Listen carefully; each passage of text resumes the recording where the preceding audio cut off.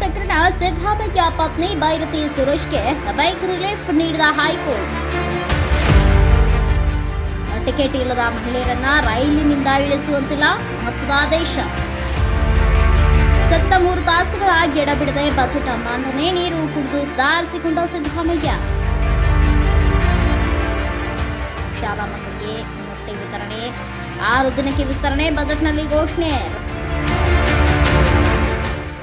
ರಾಜ್ಯ ಬಜೆಟ್ 2025 ರೇಣುಕಾ ಯಲ್ಲಮ್ಮ ಕ್ಷೇತ್ರ ವಿಶೇಷ ಅನುದಾನದ ಅಡಿಯಲ್ಲಿ ಅಭಿವೃದ್ಧಿ, ಪ್ರವಾಸಿ ತಾಣಗಳ ಅಭಿವೃದ್ಧಿಗೆ 50 ಕೋಟಿ ರೂಪಾಯಿ.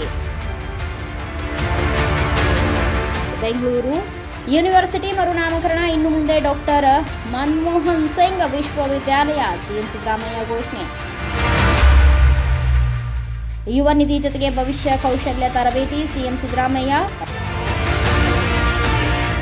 ರಾಜ್ಯ ಬಜೆಟ್ 2025 5 ಗ್ಯಾರಂಟಿ ಯೋಜನೆಗಳಿಗೆ 51,300 ಕೋಟಿ ರೂಪಾಯಿ ಅನುದಾನ ಮೀಸಲು.